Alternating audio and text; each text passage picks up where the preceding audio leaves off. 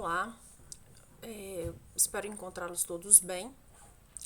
E meu nome é Renata Branquinho, eu sou atualmente farmacêutica da Universidade Federal de Ouro Preto, do Programa de Pós-Graduação em Ciências Farmacêuticas, na UFOP. Eu gostaria de agradecer à Sociedade Brasileira de Protozoologia e também a Maria Fernanda Laranjeira Silva pelo convite de apresentar este trabalho, que é um trabalho que começou dentro, na UFOP em 2008 e estende até a data atual, com vários alunos de mestrado e doutorado desenvolvendo o projeto. E os dados que eu vou mostrar aqui, na verdade, é um resumo, desse percurso que começou alguns anos atrás. E para fins didáticos, eu sumarizei o título como substância natural liquinofolida em nanocápsulas poliméricas cura infecção aguda e crônica de Tripanosoma cruzi resistente aos tratamentos convencionais. Bom,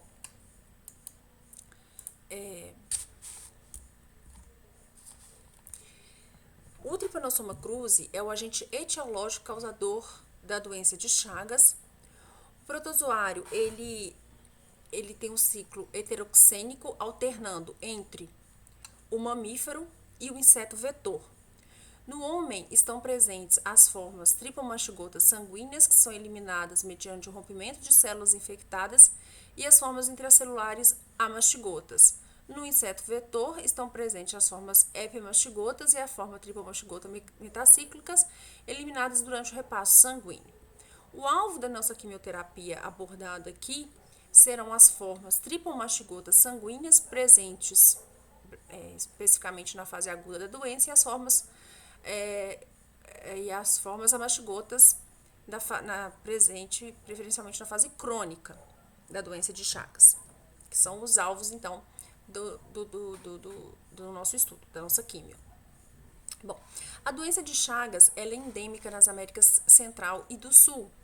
Entretanto, ele apresenta um novo desafio mundial devido à migração de indivíduos infectados para países não endêmicos.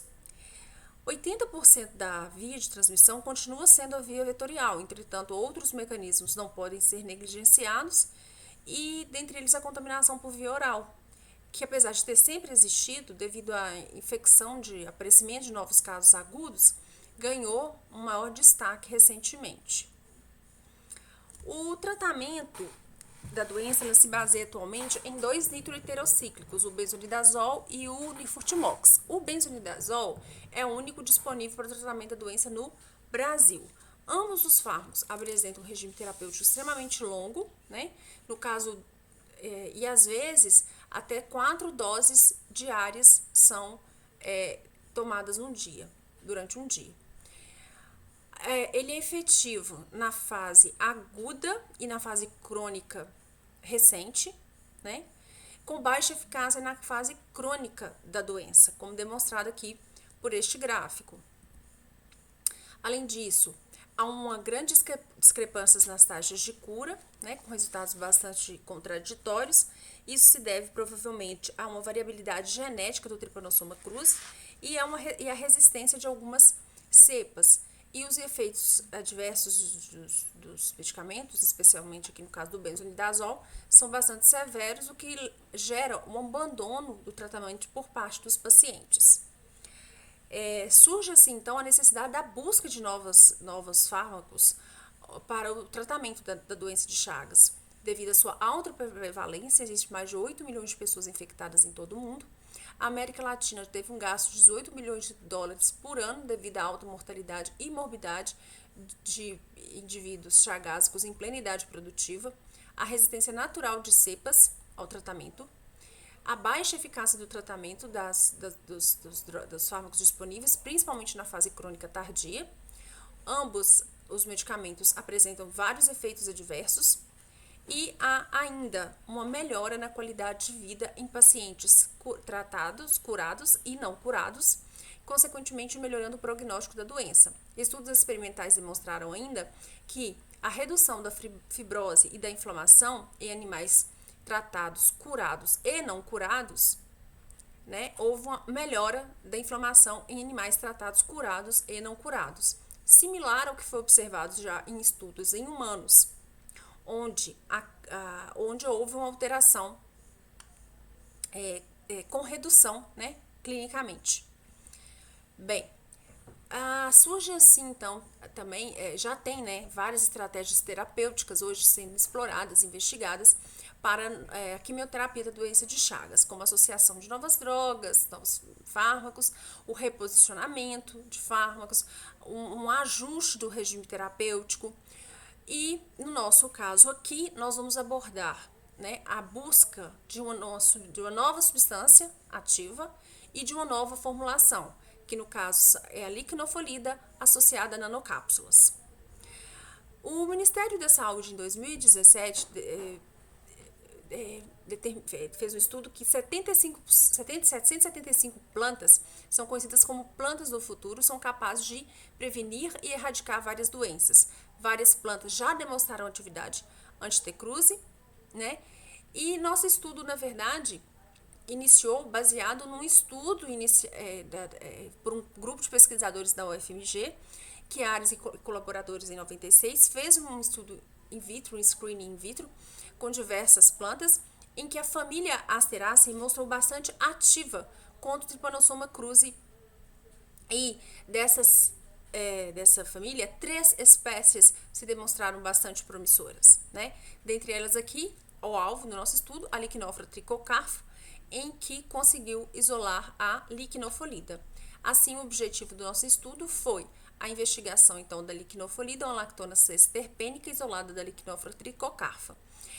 Ela é conhecida na medicina popular como a falsa arnica, né? Porque a arnica verdadeira, ela é tipicamente europeia. A nossa arnica, ela é encontrada em regiões do Cerrado brasileiro. Tanto as suas ações biológicas quanto tóxicas da liquinofolida se deve à presença de centros alquilantes que estão na molécula, como alfa-ciclopentenona e alfa-metilena gama-lactona. Tanto as ações biológicas quanto as tóxicas se devem aos centros alquilantes presentes na molécula e já diversas atividades terapêuticas, bem como tóxicas, também já foram estudadas, como aí atividades de Trypanosoma cruzi in vitro, e nosso grupo também avaliou a cardiotoxicidade in vitro.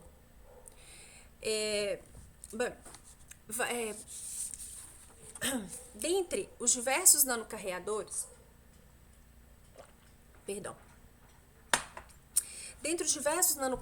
de fármacos, as nanocápsulas, elas foram escolhidas nesse estudo. Por quê? Porque elas são carreadoras de escolhas para substâncias lipofílicas, como é o caso da LIC, né?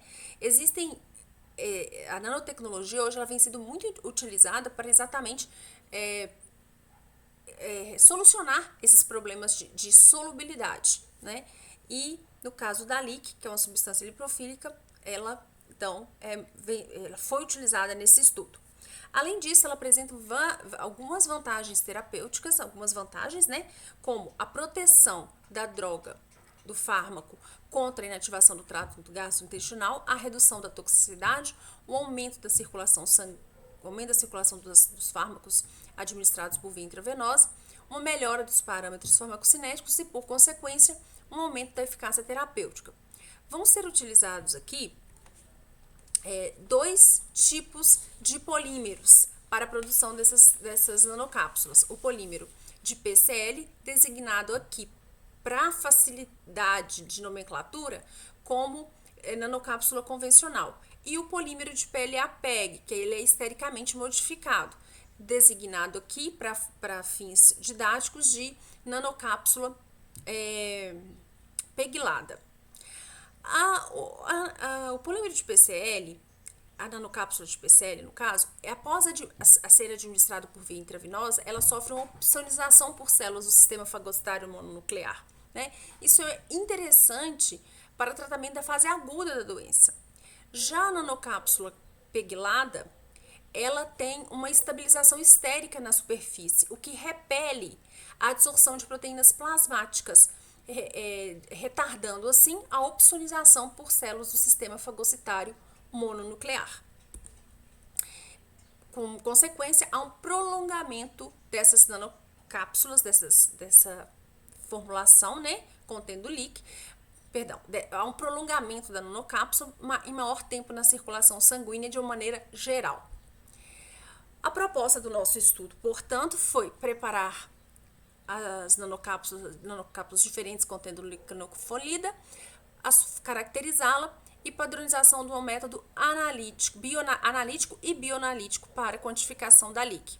Avaliação dos parâmetros farmacocinéticos. O uso da LIC em nanocápsulas foi utilizado em animais infectados e tratados. Utilizou-se para isso diferentes vias, diferentes doses, esquemas terapêuticos e esses animais infectados foram infectados com diferentes cepas de Trypanosoma cruzi em relação ao perfil de resistência e susceptibilidade.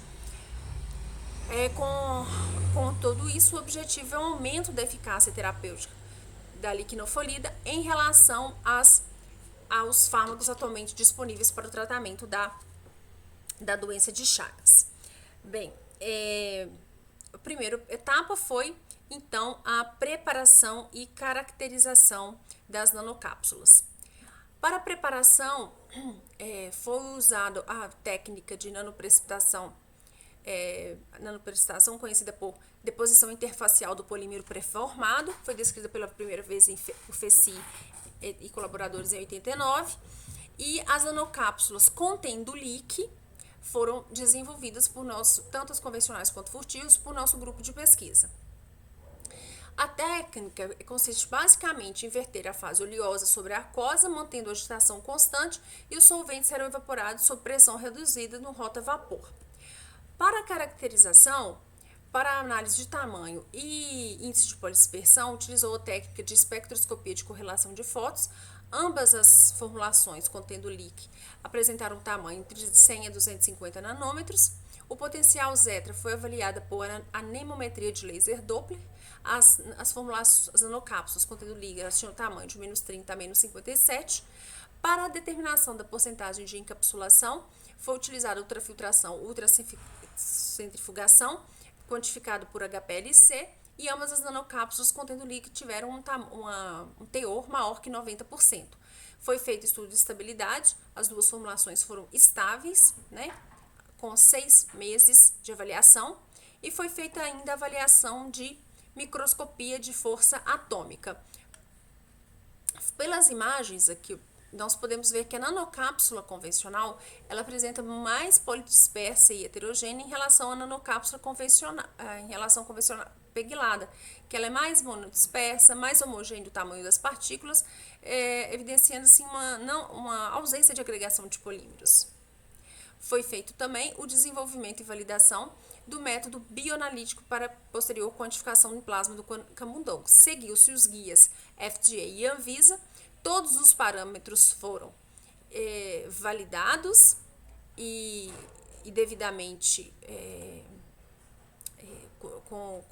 seguindo guias, né? E todos os parâmetros passaram pelos testes. Nós temos uma boa especificidade no método, né? Em que não houve, o método teve uma boa recuperação com mais de 80%, foi maior que 80%, assim como preconizado. E em relação à curva, o método foi linear nas concentrações de 0,5 a 10 miligramas, com um coeficiente de correlação maior que 0,99, sendo que o preconizado pelo FDA é 0,98. Bem, sobre o estudo de farmacocinética, nós utilizamos 3 formulações: LIC livre, LIC em nanocápsula convencional e LIC em nanocápsula PEGlada. Foram utilizados 6 animais por ponto, em 9 tempos, totalizando 162 animais. Os tempos de coletas variavam de 5 minutos a 1.440 minutos. Foi utilizado o método desenvolvido, o método bioanalítico, para a determinação dos parâmetros farmacocinéticos. Quando se confronta os parâmetros farmacocinéticos da LIC livre em relação às formulações, verificamos de maneira geral que houve um aumento da área sobre a curva, um aumento do tempo médio de residência e um aumento do tempo de meia-vida, né, das formulações das nanocápsulas em relação à leak livre. E ainda uma redução do clearance, do volume de distribuição e da constante de eliminação das formulações em relação a leak livre. O volume de distribuição das nanocápsulas é bem desejável, né? Isso se deve ao fato de que elas vão permanecer mais tempo na corrente sanguínea, reduzindo assim o extravasamento da leak. O parâmetro de formulação da nanocápsula PEGlada, ela foi superior, né, à leak livre. Por fim, quando a gente confronta as duas formulações desenvolvidas, nós temos que todos os parâmetros farmacocinéticos da formulação PEGlada foram superiores em relação à formulação convencional, evidenciando assim a funcionalidade do PEG, ajudando então a nanocápsula a permanecer por mais tempo na circulação sanguínea, retardando o clearance plasmático das nanopartículas pelo sistema fagocitário mononuclear. Quando traçamos a área sobre a curva das formulações, nós temos o seguinte: quando a área sobre a curva, ele é diretamente proporcional à eficácia terapêutica. Através desse gráfico, a gente tem o perfil plasmático da liquinofolida versus o tempo em escala semilogarítmica, e é possível visualizar a superioridade das formulações de nanocápsula, né? Bem, todas essas características físico-químicas da formulação PEGlada aí, né, e as suas propriedades farmacocinéticas favoráveis de manter líquido por mais tempo na circulação sanguínea foram fundamentais para explicar a superioridade da formulação PEGlada em relação à formulação convencional e, como vamos mostrar logo em seguida, a melhor obtenção de cura parasitológica dos camundongos infectados, tá? Da formulação PEGlada em relação à formulação convencional, tá? Bem, esses dados, eles já estão publicados, né? Tanto a validação do método quanto o estudo de farmacocinética, bem como a caracterização das formulações de desenvolvimento e caracterização já foram publicados em revistas científicas internacionais de bom impacto. E agora eu vou mostrar para vocês um estudo que foi feito em colaboração Brasil-França pelo programa CAPS-COFECUB. Foi desenvolvido na Universidade de Montpellier, no laboratório de fisiologia cardiovascular. Bem, aqui eu vou mostrar, foi feito um estudo longo, né, um estudo em vivo, estudo in vitro, mas eu vou mostrar aqui sucintamente o estudo em vivo. Esses dados também já estão publicados na Scientific Report, foram publicados em 2017, portanto acessíveis a todos. Foi feita uma administração da liquinofolida tanto encapsulada quanto livre. Aqui esse estudo só foi feito com a nanocápsula PEGlada, né? Foi administrado 2 mg quilo dia por 20 dias consecutivos. Observa-se que a leak livre, ela induziu 50% da mortalidade em camundongos do C57-BALB-C, enquanto a encapsulação evitou completamente a mortalidade, ou seja, nenhum camundongo morreu. Bem, foi avaliado ainda a morfologia cardíaca, né, pela análise de ecocardiograma nesses camundongos. A leak livre, ela induziu um remodelamento hipertrófico, caracterizado por aumento da espessura da parede do ventrículo esquerdo. Ainda houve uma diminuição, né, do diâmetro do ventrículo esquerdo, levando uma maior espessura relativa da parede do ventrículo esquerdo. Em contraste, a morfologia do coração destes animais, tanto na formulação branca, né, quanto na formulação encapsulada, não houve, né, esse remodelamento cardíaco, e o que ressalta que a administração de leak encapsulado preveniu efeitos adversos da leak. Como disse, esses dados já estão publicados. Bem, Agora, foi proposto um estudo mecanístico, né, para entender como que é o mecanismo de ação das células, em células, é, em células tanto sadias quanto células infectadas com Trypanosoma cruzi. Aqui são resultados preliminares, é um estudo que está em andamento por um doutorando, né, e que eu vou mostrar aqui são só estudos preliminares. Bem, nós temos aqui então a viabilidade celular tratada com líquido livre e nanoencapsulada, também aqui só a nanocápsula PEGlada, utilizando o teste de neutral red, de vermelho neutro. Foram utilizadas as células cardíacas e as células cardíacas H9C2 e a célula hepática EPG2. Bom, observe-se que para a célula cardíaca nós temos um IC50 de 1,69 para líquido livre e para líquido nanocápsula 3,28. Enquanto a EPG2, o IC50 foi de 3,11 para 3,69 de free leak e leak NC, respectivamente. Em ambas as células, observa-se que o leak ele foi menos citotóxico em relação ao leak livre. São resultados já esperados, uma vez que a nanocápsula libera gradualmente, né, a nanocápsula libera gradualmente a leak para o meio celular. Esses dados, inclusive, já foram observados em estudos de liberação in vitro, né? A gente tem aí. Isso explica, então, o efeito tóxico reduzido da leak in vitro em células hospedeiras. O ensaio de genotoxicidade foi realizado pelo ensaio Cometa, né? O teste foi realizado pelo ensaio Cometa e observou que nas células cardíacas, nós temos o que?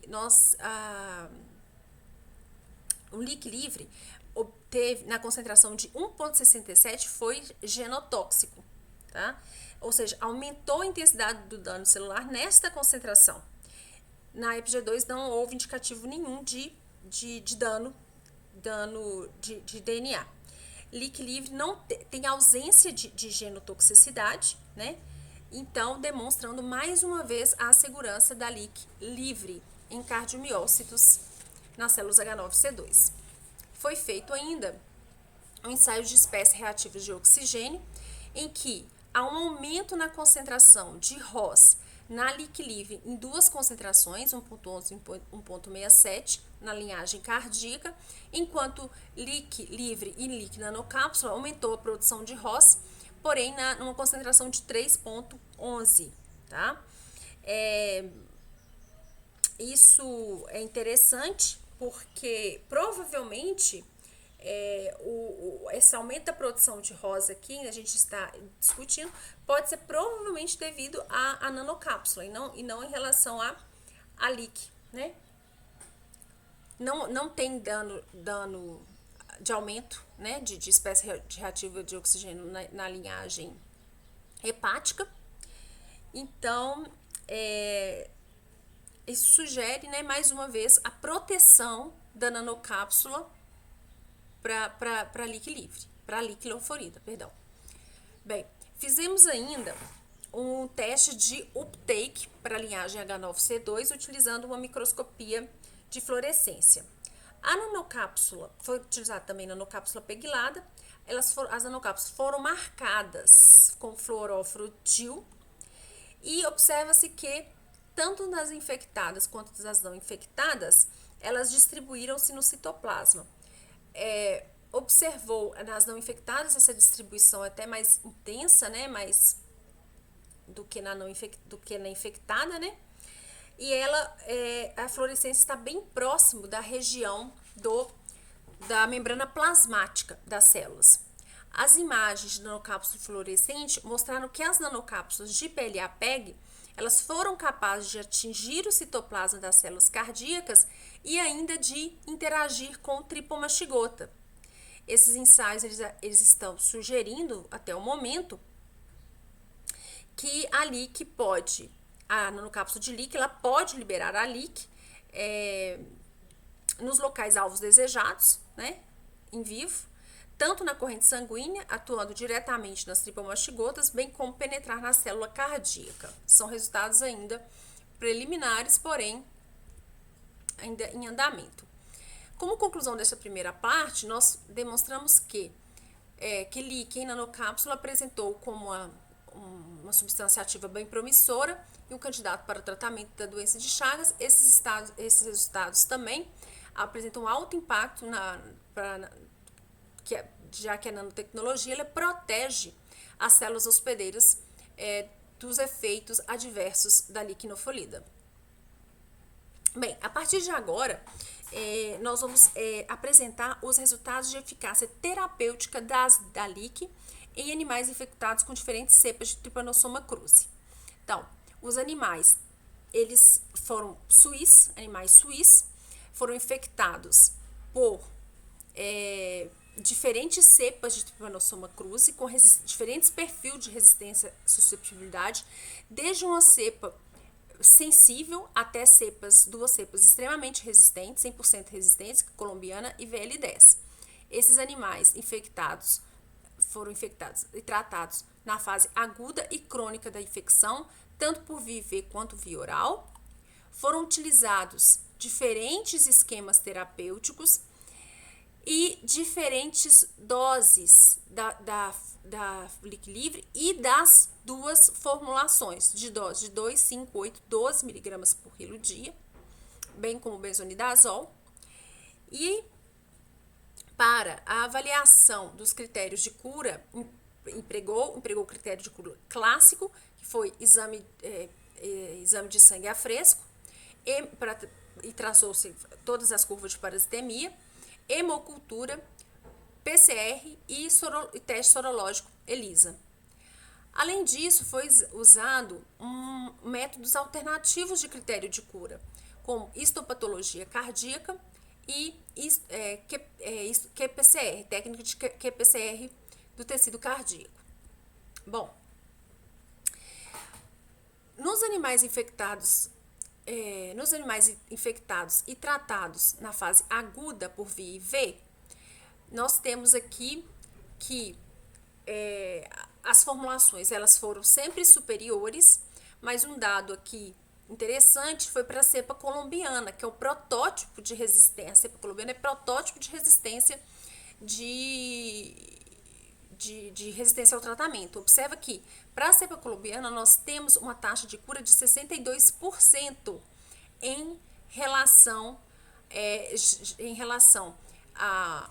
aos fármacos, visto que, por exemplo, a formulação convencional não curou nada, nem o fármaco padrão, o benzonidazol, teve 0% de cura.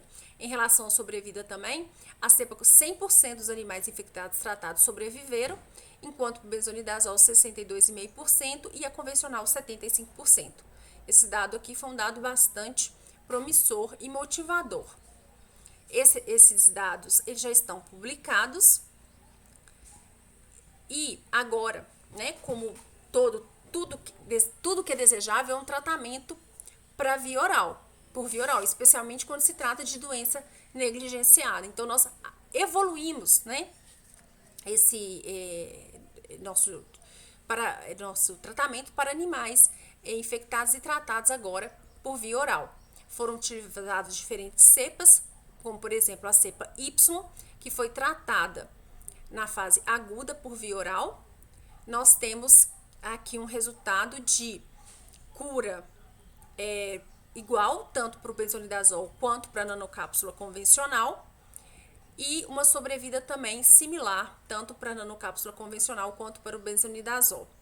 Já quando a gente avalia para animais infectados com a cepa Y tratado na fase crônica da doença, nós temos um resultado bem interessante, já que as duas formulações elas tiveram resultados superiores ao benzonidazol. A formulação peglada curou 55% e a formulação convencional por 30%, enquanto o benzonidazol não curou, os animais infectados tratados com benzonidazol não obtiveram cura.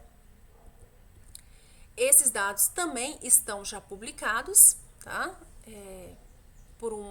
foram dados de um aluno de mestrado, inclusive. Com discussão dessa primeira parte da eficácia terapêutica por via oral, nós temos altas taxas de cura obtidas com as duas formulações, como consequências de diferentes taxas, né, do perfil de liberação da LIC, já demonstrados em outros dados nossos. Nós temos uma proteção adicional da LIC contra a ação do trato gastrointestinal. O polímero polietilenglicol PEG, ele protege as nanocápsulas contra a ativação de enzimas na sua superfície. E, além disso, o PEG, ele previne o acesso, né, impede o acesso de proteínas plasmáticas ao núcleo oleoso das nanocápsulas, reduzindo, portanto, a sua taxa de liberação. Como já nós demonstramos durante todo esse estudo que as nanocápsulas pegladas, elas reduziram significativamente o efeito adverso da LIC e ainda aumentou a eficácia terapêutica, a eficácia por via oral, a partir de agora, ela vai se ater somente às nanocápsulas pegladas e administradas agora em regimes de maiores doses de animais infectados na fase aguda e crônica da infecção pelo Trypanosoma cruzi, utilizando uma cepa 100% resistente, que no caso é a cepa VL10. Então, nós vamos infectar animais com a cepa VL10 e tratar na fase aguda por via oral.